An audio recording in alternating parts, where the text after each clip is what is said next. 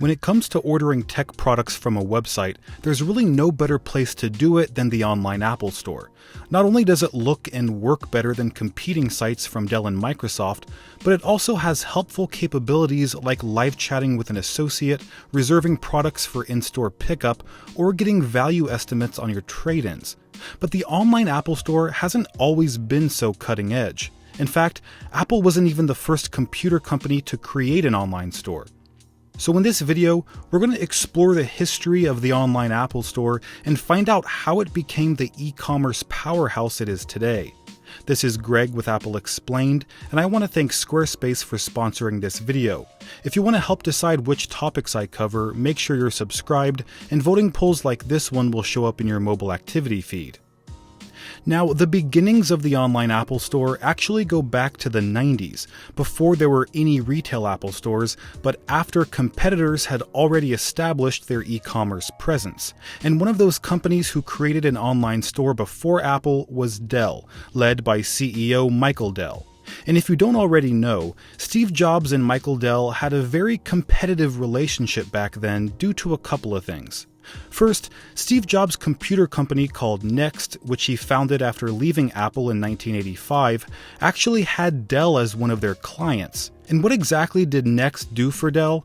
Well, they helped the tech giant build an online store, which ended up being very successful by boosting sales and giving Dell a leg up over other PC manufacturers. So what caused the bad blood between Jobs and Dell? Well, it had everything to do with this comment made by Michael Dell in 1997 when asked what he would do to fix Apple. He said, "I'd shut it down and give the money back to the shareholders." Now, in 2011, Dell mentioned that his comment was misconstrued, clarifying that he would have closed down Apple since he was already CEO of Dell and couldn't imagine leading any other company. Not because he didn't have any respect for Steve Jobs or Apple. But that clarification came 14 years too late. Steve Jobs was outraged by Michael Dell's comment and immediately targeted Dell as the computer company to beat. Apple decided to mount their first attack by building an online store that would be even better than Dell's. But in order to achieve that goal, Apple would have to completely transform their slow and antiquated production system. You see, Dell was founded as a direct order business with no retail presence. Instead of buying Dell computers in stores, customers would call the company directly or place an order on their website. And this unique sales approach allowed Dell to utilize a logistics technique called just-in-time manufacturing, which reduced waste and waiting times by creating products when they were needed rather than manufacturing them in advance. That's exactly why Dell could manufacture and deliver a computer in just a couple weeks rather than the industry average of 3 months. It also meant Dell could include something like the latest processor from Intel before anyone else, giving them a distinct advantage in the market. Steve Jobs quickly recognized the benefits of just-in-time manufacturing and poached one of the best production experts in the computer industry, a man named Tim Cook.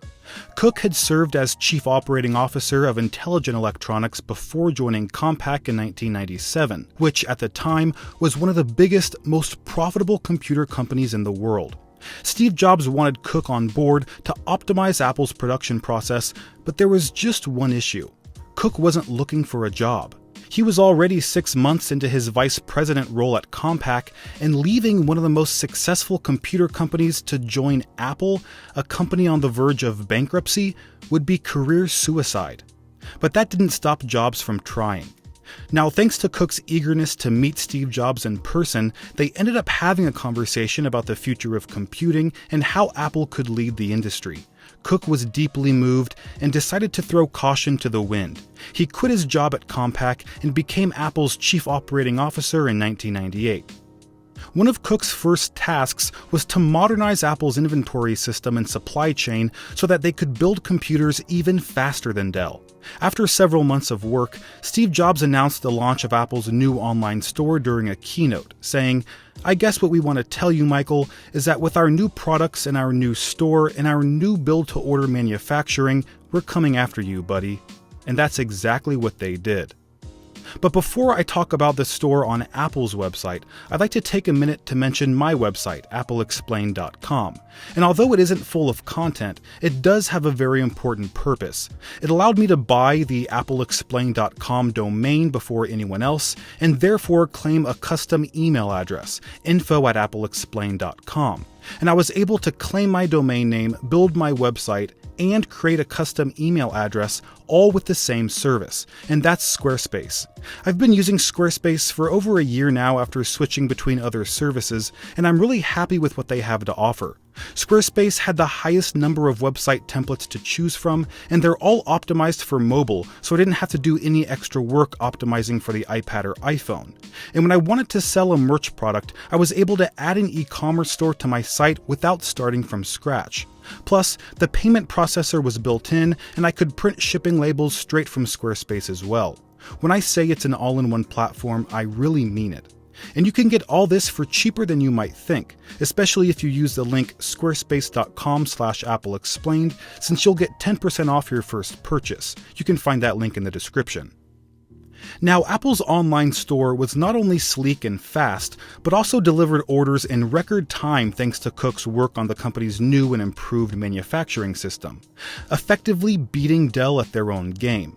In its first 30 days of sales, Apple's online store generated $12 million in revenue, but they didn't stop there.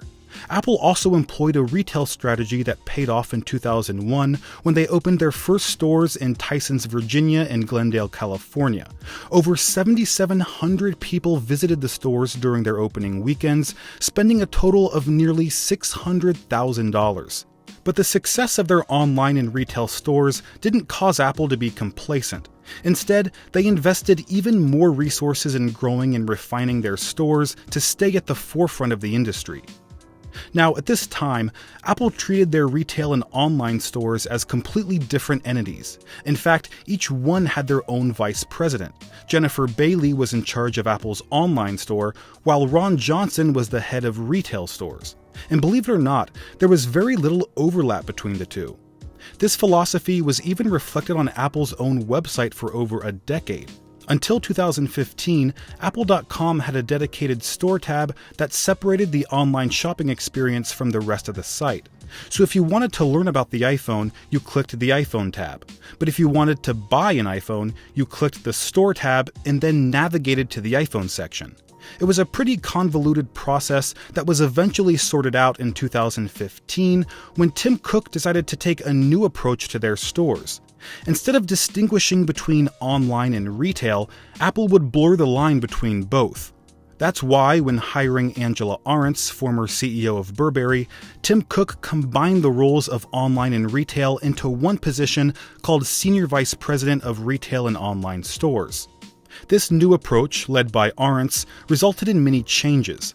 Instead of a separate store tab on their website, Apple integrated the buying experience in each project page. This not only made the site easier to navigate, but also made the transition from learning about a product to actually buying it much more intuitive. Also, further integration of Apple's retail and online stores allowed for features that weren't previously possible, like reserving a product for in-store pickup or skipping lines for a new iPhone launch by pre-ordering online instead. But the popularity of Apple's online store has led to some positive and negative unintended consequences. For example, it's become a very effective marketing tool, but not in the way you might think. Apple is one of the most secretive tech companies in the world, with products that are in very high demand. So it makes sense that analysts closely track the company's every move for any signs of a new product release, including supply chain and inventory trends. But there's no clearer sign of an update than when Apple's online store goes down for maintenance.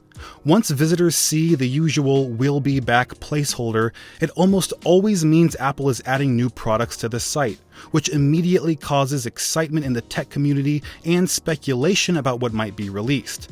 So while creating this hype may not have been the goal of Apple's online store, it definitely has that effect regardless. But attention isn't always a good thing, because back in 2019, the online Apple Store was bombarded by one-star reviews from some pretty upset users who were having issues with Apple-branded USB-C adapters. As you probably know, every MacBook model now features USB-C ports exclusively, and that's led to people relying on Apple's adapters to connect HDMI projectors, SD cards, thumb drives, and more. But these adapters haven't been performing reliably, so customers expressed their frustration by posting one-star reviews on Apple's online store. This led to many articles and even YouTube videos bringing attention to the problem, which was something Apple certainly didn't want. So in November of 2019, the user reviews feature of the online store was removed, effectively silencing critics of Apple's USB-C adapters and giving the company more control over how customers perceive their products. So while Apple is experiencing more sales success on their online store than ever before, it didn't come without a price. Risks taken by Jobs and Cook back in the 90s ended up paying off and laid a strong foundation for others like Jennifer Bailey and Angela Arendts to take things even further. Today, Deirdre O'Brien is in charge of Apple's retail and online stores, and only time will tell how her leadership will impact customers' shopping experience. Alright guys, thanks for watching, and I'll see you next time.